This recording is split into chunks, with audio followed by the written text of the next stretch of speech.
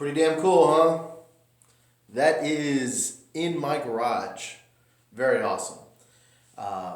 Anyways, this is the Josh Reese Show, and today we're going to be talking about Game 3 between the Rockets and the Spurs. I really don't know what I'm doing with my hands. I don't know. Game 3. But before we get into that and just talking about all the kind of things I see the Spurs doing in Game 3, let me first welcome you into the show. If this is your first time viewing the Josh Reese Show, you might be wondering, who the hell is this chubby Mexican guy that I'm listening to? First of all, let me tell you, my name is Josh Reese, and I am the face of Houston, Texas sports talk. Thank you for viewing my channel. If you do like this channel, I've got a few things for you to do. First of all, like my page, my YouTube channel. Second of all, feel free to subscribe. Third of all, I have a hard time doing that with my hands. Third of all, feel free to share with other people. Fourth of all, if you're on Twitter, feel free to follow me on Twitter at Mr. Joshua. And fifth of all, guys, feel free to check out my friends over at Countryside Massage and Skincare here in Conroe, Texas. Let them know that I sent you. They are supporters of the Josh Reese Show. So, with all that said, let's get into today's topic. And it's kind of a little bit of a bummer because you hate to really talk about injuries. And Tony Parker is definitely going to go down as a very, very good point guard. Not a GOAT. He's not a GOAT, but he's legit. He's been a very good point guard for years, and it will suck that the Rockets are going to have to kind of hear the questions and the comments now. You know, oh Lord, the Rockets beat the Spurs and they didn't have Tony Parker. Blah blah blah blah blah blah blah. First of all, they beat them in Game 1 with Tony Parker. Secondly, Game 2, Tony Parker only kind of played half of the fourth quarter, but for 3 quarters, the Rockets were very competitive with the Spurs and could have beaten them had James Harden had a better game. So I don't want to hear about the no Tony Parker excuse. But with that, the Rockets are going to have a little bit of a windfall, and they're going to have to deal with outplaying Tony Parker, one of the Spurs' top scorers in the postseason.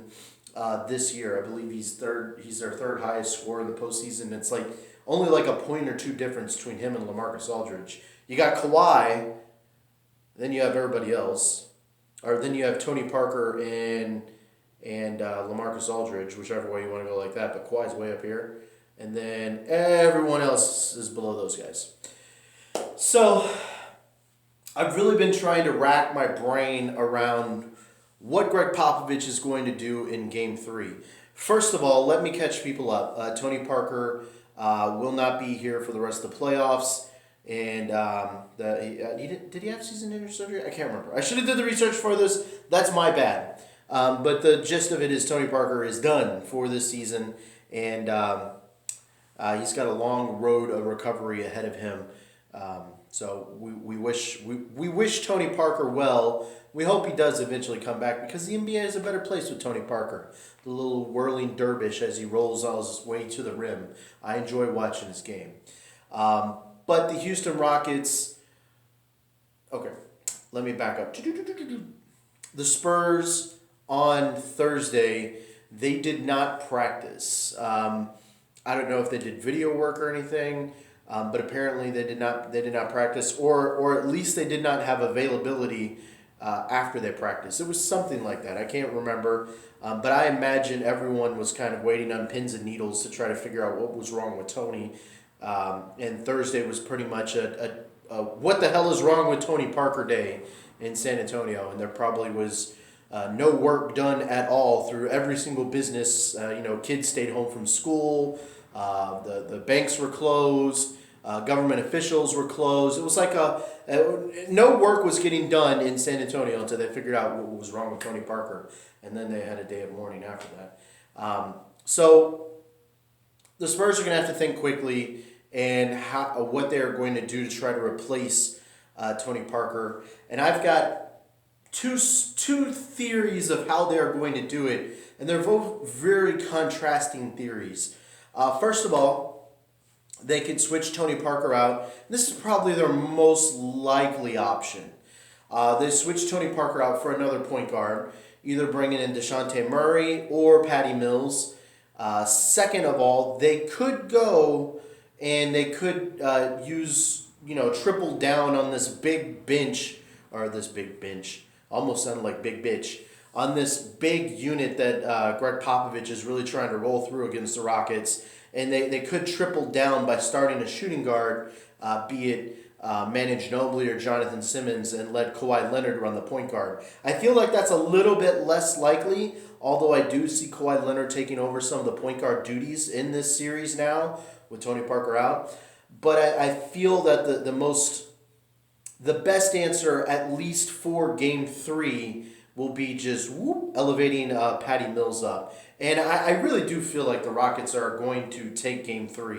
And no, that's not homerism or whatever. It's just that I have a hard feeling that right after the devastating news of Tony Parker and all the scrambling of trying to figure out how to live life without Tony Parker, that the Spurs are going to muster up enough to best the Rockets. I mean, if we all remember, for 3 quarters, they had a hard time besting the Rockets, and they were shooting damn near 60% from the field for most of the game. And the Rockets were still hanging in there. So I feel like Patty Mills is going to get the first shot against the Rockets in Game 3.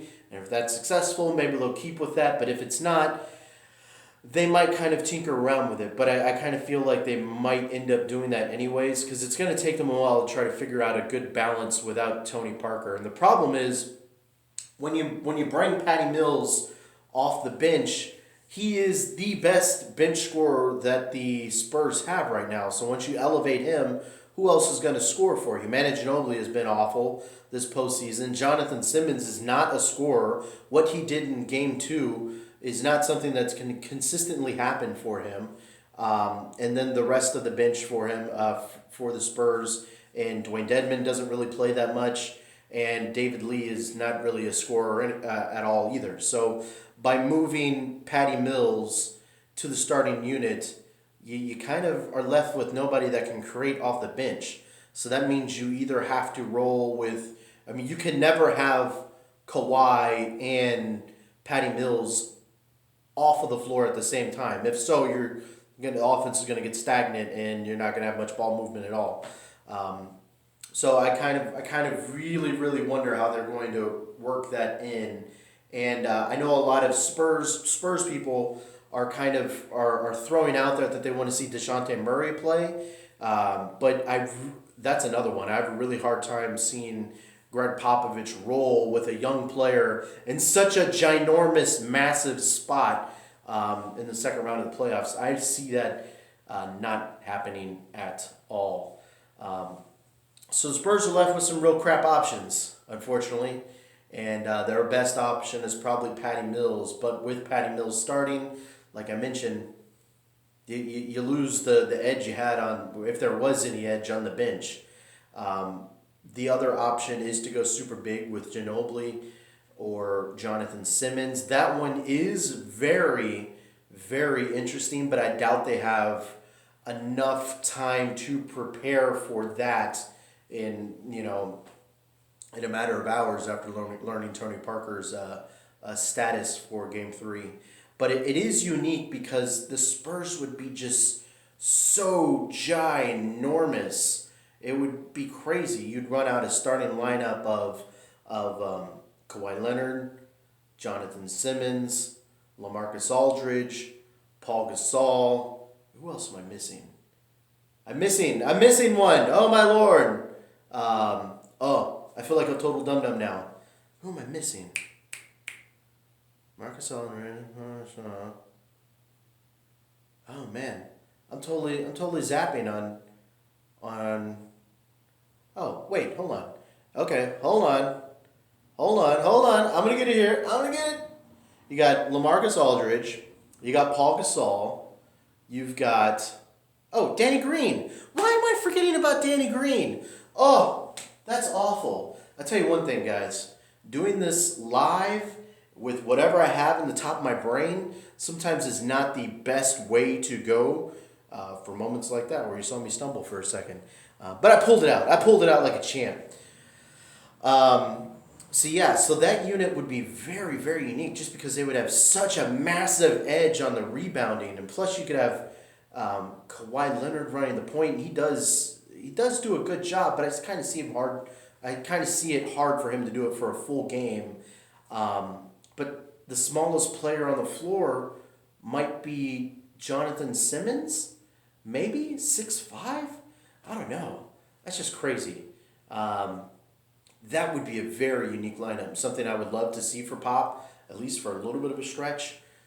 Just to see them roll out with these huge guys just chunking around, just blocking shots and grabbing rebounds, while the Rockets end up, going uber small and try to run around him. I feel like I've gotten off track. But yeah, I think that would be a very unique lineup. But I think for Game 3, we're going to see Patty Mills start in place of Tony Parker. And I really think the Rockets are going to end up rolling, and they're just going to be deeper, and they're going to go have more energy than the Spurs in Game 3, who I think are going to be a little bit dejected, and they're just not going to be able to withstand all the waves that the Rockets are going to bring. Hopefully we get to see Road Rhino translate to Home Rhino, and we see the three-point shooting starting to fall again, because that was something that we saw in Game 1 and 2 that Ryan Anderson did well, but we all know Ryan Anderson struggles at home.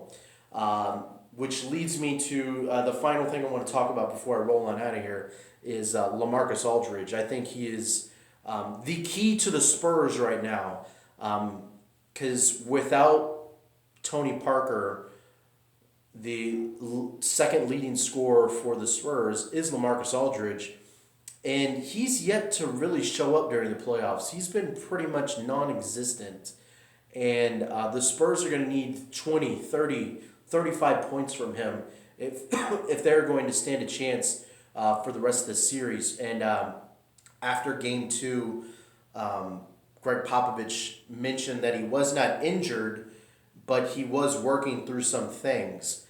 I'm not very sure exactly what that means.